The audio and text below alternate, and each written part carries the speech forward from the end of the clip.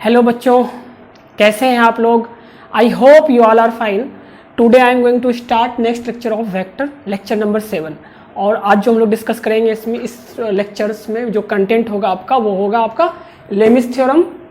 ठीक है, Lami's theorem क्या होता है, उससे रिलेटेड कुछ एक दो एग्जाम्पल देख लेंगे हम लोग, क्वेश्चंस देख लेंगे। ठीक है, उसके बाद पढ़ेंगे मल्टीप्लीकेशन ऑफ टू वेक्टर। दो वेक्टर का मल्टीप्लीकेशन जब आप करोगे तो क्या होता है उसमें। तो दो वेक्टर मल्टीप्लिकेशन करने का दो प्रोसेस होता है, एक स्केलर प्रोडक्ट होता है, दूसरा वेक्टर प्रोडक्ट होता है। तो हम लोग जो डिस्कशन करेंगे वो स्केलर प्रोडक्ट या डॉट प्रोडक्ट पे होगा। डॉट में लिख दिया, या इसका दूसरा नाम स्केलर प्रोडक्ट भी होता है। क्या होता है आप आगे पढ़ोगे इस लेक्चर में, इसे पढ़ेंगे और इससे कुछ रिलेटेड प्रॉब्लम भी करेंगे। ठीक है, तो so please stay tune with me, और I am your physics teacher Aakil sir. Okay, तो चलो ट्यून रहो हमसे। ठीक है, देखो हम लोग जो लेक्चर स्टार्ट करते हैं वो अपना पहले क्वेश्चन से कर लेते हैं। ठीक है, लास्ट लेक्चर में इस तरह का मैं आपको इलस्ट्रेशन बताया था, इस लेक्चर में एक और क्वेश्चन मैं बता रहा हूँ। ठीक है, आप इस तरह क्वेश्चन को, इस तरह के मेथड को आप बहुत ज़्यादा यूज़ करोगे एक्चुअली कंपोनेंट तोड़ करके, इसलिए मुझे बताना बहुत ज़रूरी है आप लोगों को किस तरह के क्वेश्चन को कैसे बनाते हैं हम लोग। ठीक है, क्या है कि आपको 4 फोर्स दिया हुआ है, F1, F2, F3 and F4, और वो कितने कितने एंगल से, एक्स एक्सिस और वाई एक्सिस से कितने एंगल पे लग रहा है वो आपको गिवन है, यहाँ पर गिवन है। ठीक है, सारा दिया हुआ है। हाँ, F1 फोर्स 45 डिग्री पर लग रहा है एक्स एक्सिस से, F2 फोर्स एक्स एक्सिस से 53 डिग्री पर लग रहा है, F3 जो है x axis, negative x axis के लॉन्ग लग रहा है, देख रहे हो इधर लग रहा है F3, और F4 जो है एक्स एक्सिस से नीचे की तरफ 45 डिग्री पर F4। आपको बोला है इसमें नेट फोर्स निकालना। क्या आपसे पूछा, फाइंड नेट फोर्स। आपको एफ नेट पूछना, एफ नेट। ठीक है, देखो एफ नेट का मतलब क्या हुआ दोस्तों। एफ नेट अगर बात करोगे, नेट मतलब रिजल्टेंट हुआ ना, मैं आपको बताया था। मान लो 2 या 2 से अधिक फोर्स है, उसका नेट का मतलब क्या हुआ, F1 प्लस मतलब A plus B plus C plus D। यहाँ पे वेक्टर के नाम पे क्या F1 F2 F3 F4 है, तो एफ नेट मतलब क्या हुआ, modulus of F1 vector plus F2 vector plus F3 vector plus F4 vector and so on, और जितना होगा सबका मॉडुलस। ठीक है, तो इस मेथड को बनाने के लिए आपको कंपोनेंट में तोड़ लो, उस हिसाब से वहां से आप कर लो, ज्यादा इजी पड़ेगा आपको क्या पड़ेगा, ज्यादा इजी पड़ेगा। एफ नेट निकालना, नेट फोर्स इस पॉइंट पे कितना लग रहा है ये निकालना है आपको। ठीक है, मतलब सारे फोर्स का सम्मेशन निकालना है। अगर सारे फोर्स का सम्मेशन लिखोगे तो इसी तरह से लिखोगे ना, F1 plus F2 plus F3 plus F4। समझे, चलो मैं इसको ये वाली चीज को इरेज कर दे रहा हूँ। ठीक है, आपको निकालना क्या है, नेट फोर्स। अपना टास्क क्या होगा, नेट फोर्स को कैलकुलेट करना। अब देखो कैसे नेट फोर्स कैलकुलेट करते हैं। देखो सॉल्यूशन का फिगर आप अलग से बनाना, क्वेश्चन वैसे नोट डाउन कर लो। ठीक है, पहले तो खुद से ट्राई करना, उसके बाद मेरा सॉल्यूशन देखना। ठीक है, पहले खुद से ट्राई करोगे।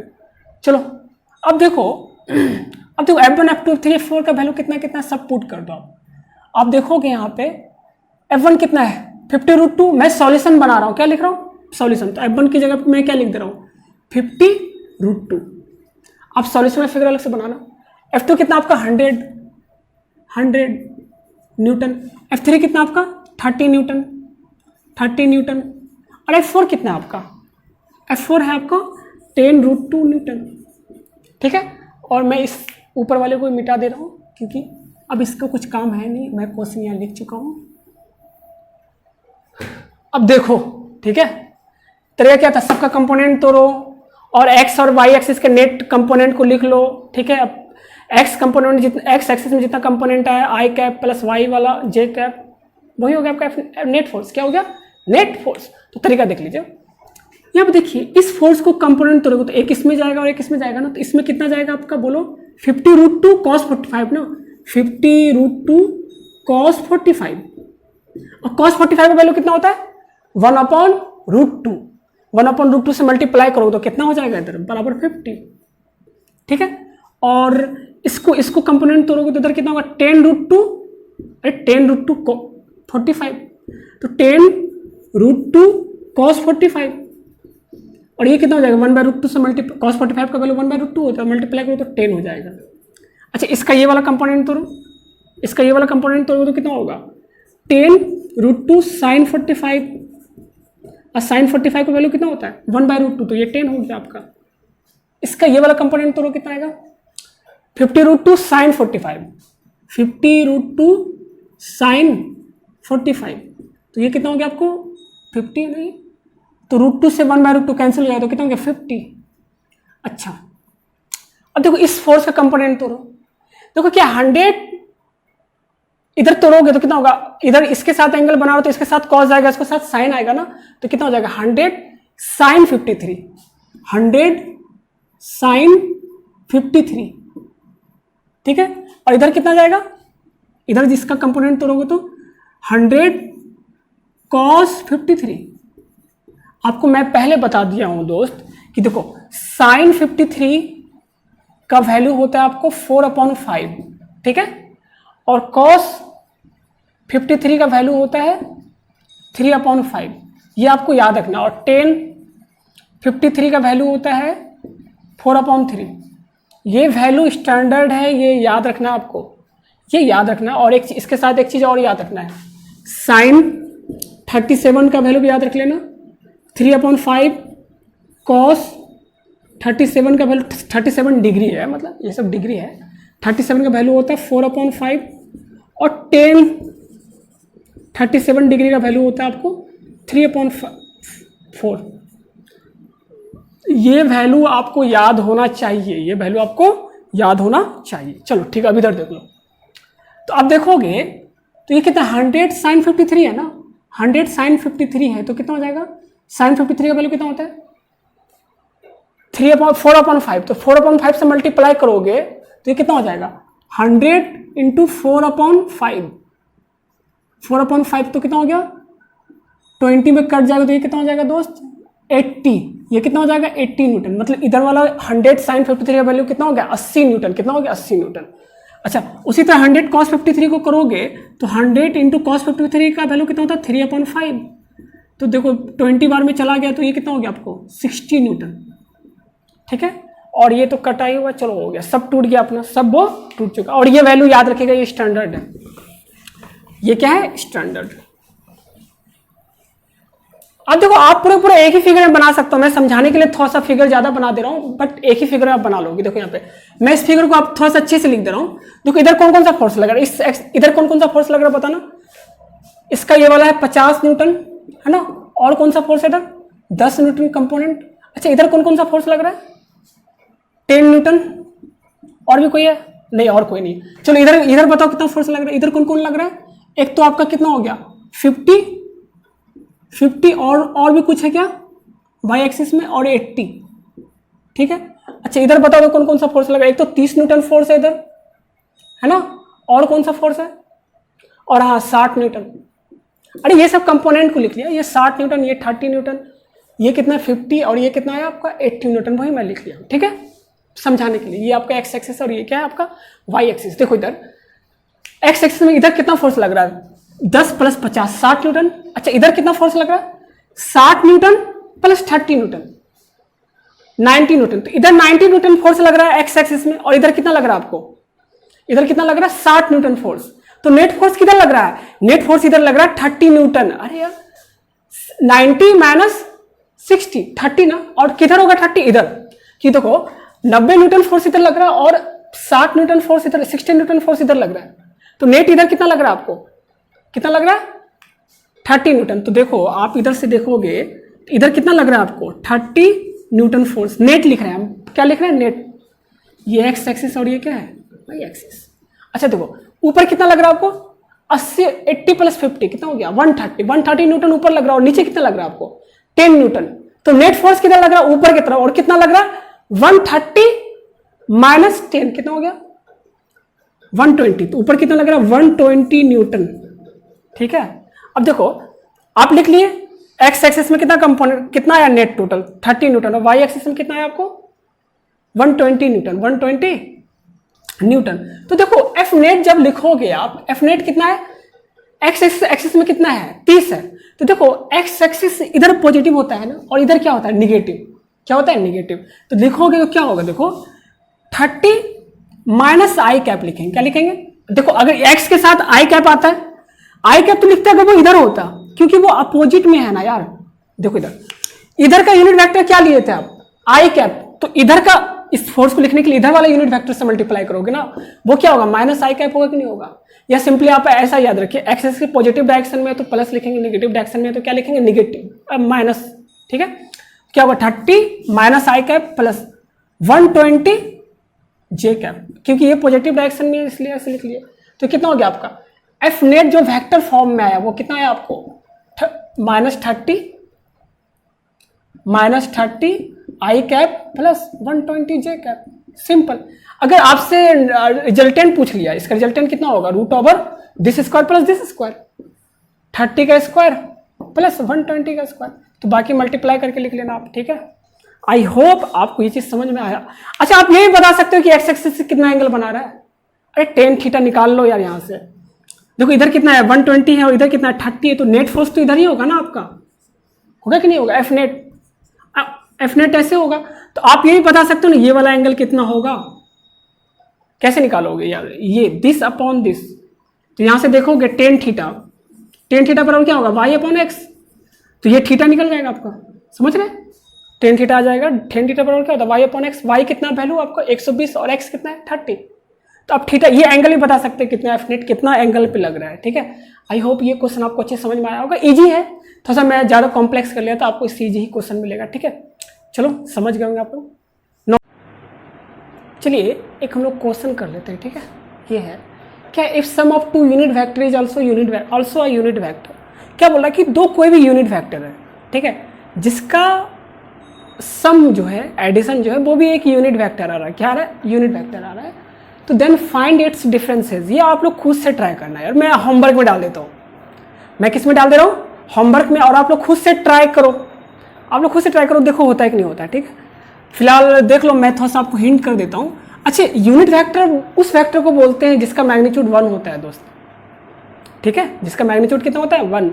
ये मत सोच लेना कि सर यूनिट वेक्टर तो आई जे और के ही होता है। नहीं भाई, आई जे के एक्स एक्सिस वाई एक्सिस और जेड एक्सिस के अलॉन्ग होता है।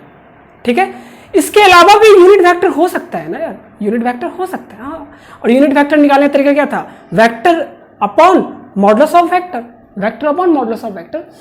तो देखो सम ऑफ टू यूनिट वेक्टर, मान लो दो यूनिट वेक्टर ए और बी मान ले रहे हैं हम लोग। क्या मान ले रहे हैं, A cap and B cap, दो यूनिट वेक्टर है, दो क्या यूनिट वेक्टर। तो क्या बोल रहा है कि समेशन ऑफ दिस, मतलब A cap plus B cap जो है आपका क्या है, एक यूनिट वेक्टर, मतलब इसका रिजल्टेंट क्या होगा, मैग्नीट्यूड, मतलब मैग्नीट्यूड निकालोगे इसका तो क्या आएगा 1 आएगा। अरे यार क्या बोल रहा है, A cap plus B cap जो भी वेक्टर हो रहा है, ये जो रिजल्टेंट आ रहा है वो भी एक यूनिट वेक्टर आ रहा है। मतलब अगर इसका रिजल्टेंट लोगे तो रिजल्टेंट कितना आएगा 1। अरे इस दोनों को समेशन करने पे क्या आ रहा है, यूनिट वेक्टर, तो इस दोनों का जो मैग्नीट्यूड होगा वो एक ही होगा ना। यूनिट वेक्टर का मैग्नीट्यूड कितना होता है 1, तो 1। ठीक है, तो आपसे क्या पूछा है, आपसे पूछा है ए कैप माइनस बी कैप का वैल्यू क्या होगा। This is your question. आपको ये निकालना है, आपको ये गिवन है, और आपको क्या क्या गिवन है, ए बराबर मॉडुलस ऑफ ए बराबर 1, मॉडुलस ऑफ बी बराबर कितना दे रखा है 1। ठीक है, देखो यहाँ पे आप देखोगे तो क्या होगा, रूट इसको सॉल्व करोगे आप तो ये क्या हो जाएगा बोलो, A square plus B square plus 2ab cos theta, और बराबर कितना है 1 दे रखा आपको। अरे इसका मॉडुलस यही हुआ ना, ये रिजल्टेंट ही तो है, और ए और बी का वैल्यू 1 है तो थीटा का वैल्यू यहाँ से निकल जाएगा। ठीक है, अब देखो modulus of a minus b निकालना आपको, a cap minus b cap, तो ये कितना होगा आपको √a square plus B square minus 2ab cos theta, और उस थीटा का वैल्यू यहाँ पुट कर देना, यहाँ से निकालोगे उस थीटा cos थीटा का वैल्यू यहाँ पुट कर देना, तो a माइनस बी का आंसर आ जाएगा आपका कुछ। ठीक है, तो इसको बना कर करके आपको कमेंट बॉक्स में डालना है। ठीक है, आई होप आप इसको कर लोगे यार, कोशिश करना इजी है, नहीं होगा तो फिर हमसे पूछ लेना। ठीक है, आई होप आपसे हो जाएगा, ऐसा कैसे होगा कि नहीं होगा, आपसे हो जाना चाहिए। ठीक है, हम लोग जो नेक्स्ट टॉपिक डिस्कशन करने वाले हैं वो होगा लेमिस थ्योरम। अपना क्या होगा, लेमिस थ्योरम क्या होता है सुन लो, Lami's theorem, Lami's theorem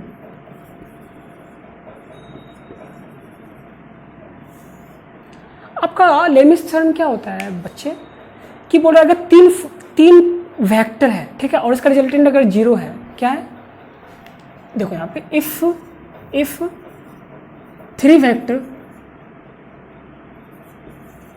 3 vector having resultant having 0 resultant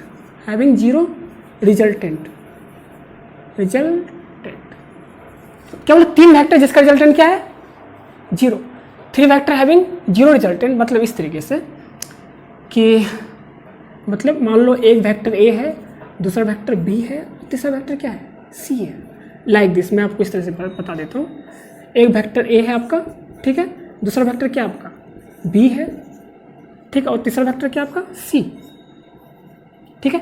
और ए वेक्टर के जो सामने वाला जो एंगल, इस तरह अच्छे से फिगर बना लो आप, तो फिर अच्छा नहीं लगेगा फिगर आपको। तो फिगर यहाँ पर टेढ़ा हो गया तो फिर कंफ्यूज हो जाएंगे आप, ठीक है। कंफ्यूज होना भी अच्छी बात नहीं है।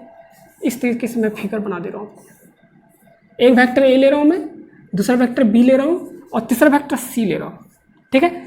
ए के सामने वाला जो एंगल को मैं अल्फा ले रहा हूँ, बी के सामने वाले के एंगल को मैं बीटा ले रहा हूँ और सी वेक्टर के सामने वाले एंगल को मैं गामा ले रहा हूँ, ठीक है। समझ रहे गामा कौन सा है?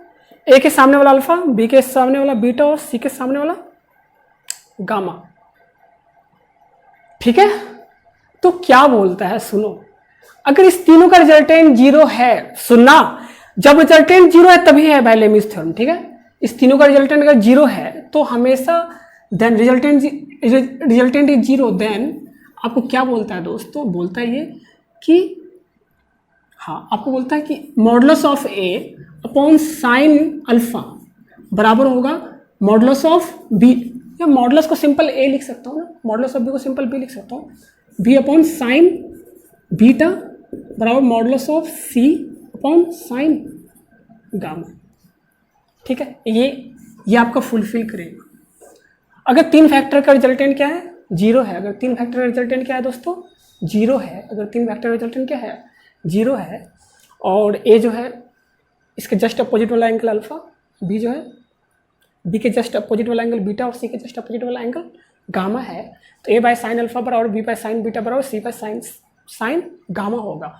कब होगा? जब ए बी और सी तीनों फैक्टर का रिजल्टेंट क्या होगा, जीरो। यही लेमीज थ्योरम है। प्रूफ कर देंगे कभी फिजिकल क्लास में, ठीक है। यहाँ पे बहुत लंबा चला जाएगा प्रूफ करने में, इसलिए मैं प्रूफ करने में नहीं फंस रहा हूँ। प्रूफ करने में जैसे एक एग्जाम्पल के तौर पे देख लो आप, एक एग्जाम्पल के तौर पे देख लो आप। जैसे मान लो कोई पी वेक्टर है आपका, ये कोई क्यू वेक्टर है आपका, ये कोई आर वेक्टर है, ये एंगल 120 डिग्री दे रखा है, ये एंगल आपको 150 दे रखा है, ठीक है। और ये एंगल कितना हो जाएगा, ये 170 हो गया ना, 170, तो ये कितना हो जाएगा 100 डिग्री, 100 150 प्लस 120 270, तो ये कितना हो जाएगा आपका 90 डिग्री, ठीक है। अगर इस तरीके से है और आपको बोला कि इस तीनों का रिजल्टेंट जीरो है, इस तीनों का रिजल्टेंट क्या है, पी क्यू आर का रिजल्टेंट क्या है, जीरो। इसका मतलब क्या हुआ है, modulus of p upon sine 90 बराबर modulus of q upon sine 150, sine 150 बराबर modulus of r upon sine 120 होगा। यही आपका है भाई लॉ, यही आपका क्या है लॉ, मतलब ये थ्योरम है। चलो ये एग्जाम्पल के तौर में आपको समझा दिया, आपको ये याद रखना है। आपको क्या याद रखना है, ये। अच्छा एक चीज और देख लो, कहीं पर रिजल्टेंट जीरो का क्या मतलब होता है। मान लो यहाँ पे ए बी सी का रिजल्टेंट क्या था, जीरो था। इसका मतलब क्या हुआ, ए बी सी जो होगा ना वो एक क्लोज्ड पॉलीगॉन बनाएगा, मतलब क्लोज्ड ट्रायंगल बनाएगा। मतलब ए वेक्टर अगर इस तरीके से होगा और बी वेक्टर आपका कुछ इस तरीके से होगा और सी वेक्टर आपका कुछ इस तरीके से होगा। ये ए वेक्टर हो गया, ये आपका बी वेक्टर हो गया और ये आपका सी वेक्टर हो गया, ठीक है। ए वेक्टर बी वेक्टर और सी वेक्टर इस तरीके से होगा। तो जब भी मान लो 3 4 5 6 वेक्टर का है ना रिजल्टेंट जीरो होता है, मतलब वो क्लोज्ड पॉलीगॉन बनाएगा। क्या बनाएगा, अच्छा क्लोज्ड पॉलीगॉन एक ही ऑर्डर में बनाएगा। किस में बनाएगा, एक ही ऑर्डर में। एक ही ऑर्डर का मतलब क्या, देखो ए बी और सी, ठीक है। देखो जैसे आप ट्रायंगल लॉ पढ़े थे, देखो ये ए वेक्टर होता था, ये आपका क्या होता था बी वेक्टर, और ये वाला आर वेक्टर होता था ना, ये जस्ट अपोजिट ऑर्डर में होता था दोस्तों। तो इसलिए लोग बोलते थे ये रिजल्टेंट है इसका, ये इस वेक्टर का और इस वेक्टर का। देखो यहाँ पे क्या बोल रहा है आपको, यहाँ पे देखो A vector B vector C vector, एक ही ऑर्डर में क्लोज्ड पॉलीगॉन बना दिया। अगर एक ही ऑर्डर में क्या बना दिया, ये क्लोज्ड पॉलीगॉन बना दिया, तो रिजल्टेंट क्या होगा इस तीनों वेक्टर का, जीरो, ठीक है। इस तीनों वेक्टर रिजल्टेंट क्या होगा, जीरो। तो याद रखेंगे जब भी मतलब 3 और more than 3 factor resultant zero है, तो इसका मतलब क्या होगा, वो एक क्लोज्ड पॉलीगॉन, ट्रायंगल, क्वाड्रिलेटरल, इस तरीके से पेंटागोन, इस तरीके से दोस्तों वो एक क्लोज्ड पॉलीगॉन बना देगा आपका। क्या बना देगा, क्लोज्ड पॉलीगॉन, एक ही ऑर्डर में। देखो ये ऑर्डर ऐसे है, ये वाला ऑर्डर कैसा है, ऐसे है, ठीक है। अब देखो आप यहां से देख रहे हो, यहां से भी अगर अल्फा बीटा गामा, देखो ए और बी के बीच का, देखो यहां पे देखो अल्फा कौन सा एंगल है, बी और सी के बीच का। बी और सी कहाँ है, बी और सी, देखो यहाँ बी बी फैक्टर इस तरीके से हम लोग टेल टेल वाला एंगल लेते हैं, याद रखना। और देखो सी फैक्टर कौन सा आपका, सी फैक्टर ये है, तो देखो बी फैक्टर का टेल ये हुआ ऐसे गया और सी फैक्टर का टेल यहाँ पे, तो ये वाला एंगल क्या हो जाएगा आपका अल्फा। ठीक है, देखो बीटा कौन सा एंगल है, ए और सी के बीच का, ए और सी के बीच का एंगल बीटा है। देखो ए और सी के बीच का एंगल मतलब इसको इधर इधर एक्सटेंड कर दो, अरे इस वेक्टर को इधर एक्सटेंड कर दी तो यहाँ पर टेल आ गया इसका, और ए का भी टेल है यहाँ पे, तो ये कौन सा एंगल हो गया आपका बीटा। ठीक है, और देखो और अल्फा बीटा हो गया गामा, गामा किसके किसके बीच का एंगल है, ए और बी के बीच का, ए और बी के बीच का एंगल। तो देखो यहाँ पे ए का हेड है ना, तो यहाँ पे इसको शिफ्ट करके यहाँ पे लेते हो, तो यहाँ पे ये वाला एंगल क्या हो, देखो टेल और ए का भी टेल यहाँ पर है, तो टेल टेल के बीच का एंगल बीटा। देखो ए और बी के बीच का एंगल बीटा है, बी और सी के बीच का एंगल अल्फा है, और सी और ए के बीच का एंगल बीटा। तो मैं इसलिए इस तरीके से नहीं बता के आपको इस तरीके से बता दिया कि आपको एंगल कैसे पहचानना है। ठीक है, लिख लो और समझ लो, अच्छे से समझ लो इस बात को मैं आपको क्या बता रहा हूँ। ठीक है, उसके बाद हम लोग एक क्वेश्चन कर लेते हैं, इस पर हम लोग एक क्वेश्चन कर लेते हैं लेमिस थ्योरम पे। क्या कर लेते हैं, एक क्वेश्चन कर लेते हैं लेमिस थ्योरम पे। क्वेश्चन देखो क्या है, क्वेश्चन क्या है आपको कि एक पॉइंट पे 3 फोर्स लग रहा है, एक F1 ले लो, दूसरा ले लो F2, ठीक है, और तीसरा ले लो यहाँ से कुछ एंगल पे ले लो 120 पे ले रहे हैं हम लोग, 120 डिग्री पे आपको दे रहा है F3। ठीक है, आपको F3 का वैल्यू मान लो दे दिया आपको 100 न्यूटन, कितना दे रखा है 100 न्यूटन। ठीक है, और ये आपको दे रखा है। ठीक है, आपसे बोला here net resultant force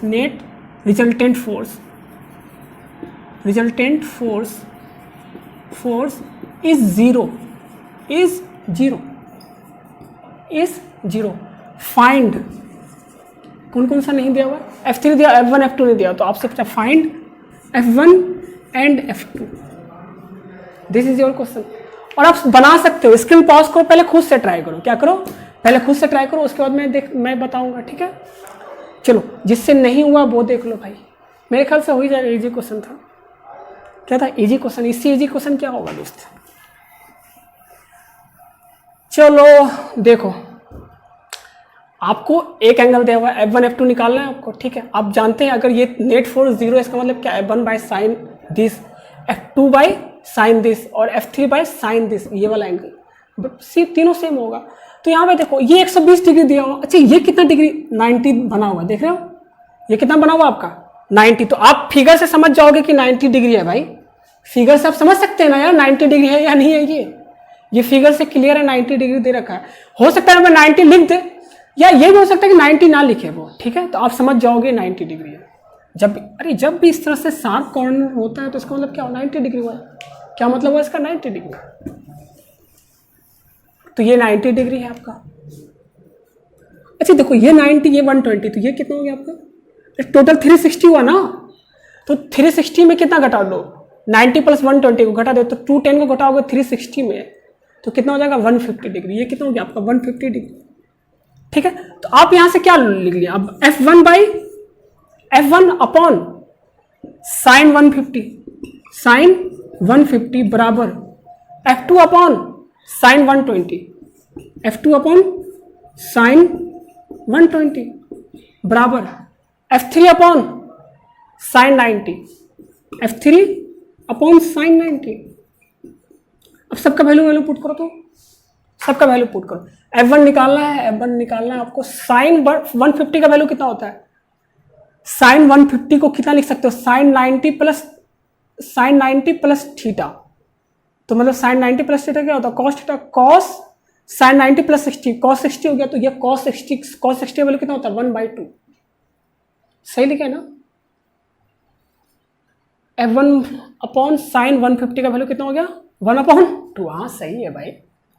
F2 भी निकालना है आपको, अरे ये वाला भी निकालना है ना आपको, अपॉन साइन 120 का वैल्यू cos 30 का वैल्यू कितना होता है √3/2। अरे साइन 120 बराबर कैसे बोला मैं cos 30, तो समझ में आया ना दोस्त। साइन 120 क्या लिख सकते हो, साइन 90 प्लस 30। तो साइन 90 प्लस थीटा क्या होता है, साइन cos थीटा, तो cos 30, तो cos 30 का वैल्यू कितना होता है √3/2। वहां से मैं लिखा। ठीक है, चलो और देखो F3 का वैल्यू क्या है आपका?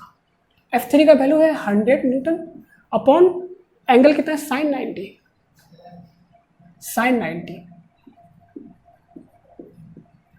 देखो तो ये कितना हो गया? 2F1 बराबर ये कितना हो गया दोस्त? 2 अपॉन, सॉरी ये ऊपर चला जाएगा ना आपका, तो कितना हो जाएगा आपको बोला? 2F2 अपॉन √3 बराबर 100। तो अब तो निकाल दोगे ना, देखो दिस बराबर दिस बराबर दिस, तो दिस बराबर दिस होगा ना, तो कितना हो गया? 2F1 बराबर कितना हो गया? 100 हुआ या नहीं हुआ? तो F1 बराबर कितना हो गया? 50 न्यूटन। कितना हो गया? 50 न्यूटन। उसी तरह दिस बराबर दिस होगा, तो बता दो यहाँ से 2/√3 F2 बराबर 100, ठीक है। तो F2 बराबर कितना हो गया आपका? 100 इंटू √3 अपॉन 2, तो ये 2 से 15 कट गया ना, तो कितना हो गया आंसर? F2 कितना हो गया आपका? 50√3 न्यूटन। देखो दोनों फोर्स निकाल दिए ना, है ना। अगर ये फोर्स यहाँ पे लग रहा होगा तो नेट रिजल्टेंट जब निकालोगे तो वो क्या आएगा? 0 आएगा आपका। क्या आएगा? 0 आएगा। आई होप आपको ये अच्छे से समझ में आया होगा यार, ठीक है। मतलब 2 से ज़्यादा अगर वेक्टर होता तो उसका एडिशन वाइडिशन कैसे करते? देखो मैं फोर्स से यहाँ पे आपको दिखाया है, जरूरी नहीं कि ये फोर्स ही होगा, डिस्प्लेसमेंट भी हो सकता है यार, क्योंकि फोर्स ज़्यादा मतलब बहुत ज़्यादा यूज़ होता है, इसलिए मैं फोर्स से सारे एग्जाम्पल दिखा दे रहा हूँ। बट एग्जाम्पल तो कुछ भी हो सकता है ना, हो सकता है नहीं हो सकता है। तो ऐसा काम करते हैं ना कि आप लोग पिछले लेक्चर को थोड़ा रिवाइज कर लो, ठीक है। आज के लेक्चर में मैं यही खत्म करता हूँ, और नेक्स्ट क्लास से हम लोग डॉट प्रोडक्ट और क्रॉस प्रोडक्ट मतलब मल्टीप्लिकेशन ऑफ वेक्टर्स पढ़ेंगे। आज हम लोग ज़्यादा नहीं क्लास को खींचते, मेरा मतलब स्टार्टिंग में तो मन पूरा था यार खींचने का, ठीक है। फिर मुझे लगा कि नहीं, आप लोग थोड़ा सा प्रैक्टिस करने के लिए थोड़ा सा टाइम चाहिए, है ना। क्योंकि देखो ये जो है प्योर फिजिक्स का चैप्टर है भाई, मतलब प्योर फिजिक्स है तो मैथ का, सॉरी है मैथ का, बट ये प्योर फिजिक्स में ही यूज होता है। मैथ में इसका कहीं यूज नहीं है। कहाँ यूज होता है? आप मैथ में क्यों पढ़ते हो? क्योंकि आपको फिजिक्स में यूज करना है इसको। फिजिक्स में क्या करना है? यूज करना है, इसलिए आप मैथ में इसको पढ़ते हो। बट इसका मेन जो मतलब मेन जो चैप्टर का यूज है ना, वो कहाँ है आपको? फिजिक्स में। तो ये चैप्टर बहुत जरूरी है, और हर साल मेडिकल में या इंजीनियरिंग में क्वेश्चन वेक्टर से तो आता ही है यार। अगर वेक्टर नहीं आता ना तो न्यूमेरिकल 80% न्यूमेरिकल तुमसे सॉल्व नहीं होगा दोस्त। 80% से भी ज़्यादा न्यूमेरिकल आप सॉल्व नहीं कर पाओगे। आपको भले ये लग रहा होगा कि बहुत सर मतलब बोर कर रहा है हमको, नहीं नहीं नहीं नहीं नहीं, आप यकीन मानिए, अगर आपको वेक्टर नहीं आ रहा तो आप 80% से भी ज़्यादा न्यूमेरिकल फिजिक्स से सॉल्व होगा ही नहीं तुम्हारा बिना वेक्टर के। वेक्टर बहुत इंपॉर्टेंट है, वेक्टर का कंसेप्ट बहुत ही इंपॉर्टेंट है। और एक चीज़ और, अभी ज़्यादा ओवर थिंकिंग मत कीजिए, अभी एज इट इज़ जितना मैं सिखा रहा हूँ आप उतना सीख लो। अगर कोई क्वेश्चन नहीं बन रहा है तो आप पूछो हमसे, फिर भी नहीं बन रहा तो आप फिलहाल के लिए छोड़ दो, जब फिजिकल क्लास स्टार्ट होगा तो मैं आपको बता दूंगा, या नहीं तो आपको धीरे धीरे जब नेक्स्ट चैप्टर आपका जब स्टार्ट होगा, नेक्स्ट चैप्टर मतलब 10-15 दिन तक भले वेक्टर यूज ना हो, सिंपल वो डिस्टेंस स्पीड सब पढ़ेंगे। जैसे आपका वेक्टर आना स्टार्ट हो, vector acceleration motion in 1D तक तो खैर चलो कोई दिक्कत नहीं है। जैसे आपका मोशन इन 2D आया, न्यूटन्स लॉज आया, सिर्फ और सिर्फ वेक्टर ही में काम चलेगा दोस्त। किस में काम चलेगा? वेक्टर में। इसलिए वेक्टर सीखना बहुत जरूरी है आप लोगों के लिए, ठीक है। तो so please don't take tension. इस क्वेश्चन को पहले खुद से ट्राई करना था वैसे आप लोग को, और कितने लोग इसका आंसर सही किए कमेंट बॉक्स में डालना, ठीक है। और आज कल के टाइम में जो है ना, कल जिस समय पर क्लास होगा उस समय मैं आपको कुछ क्वेश्चंस दे दूंगा, ठीक है। आप उस क्वेश्चन को सॉल्व कर लेना, और आज का लेक्चर में तो सच शॉर्ट ही बना रहा हूँ, ठीक है। और आपको इसी टाइम में आपको क्या मिलेगा? कुछ असाइनमेंट मिलेगा आपके, मतलब मैं ग्रुप में ही डालूंगा, ठीक है। उसको आप लोग सॉल्व करके दे देना, ठीक है। थैंक यू आज के लिए।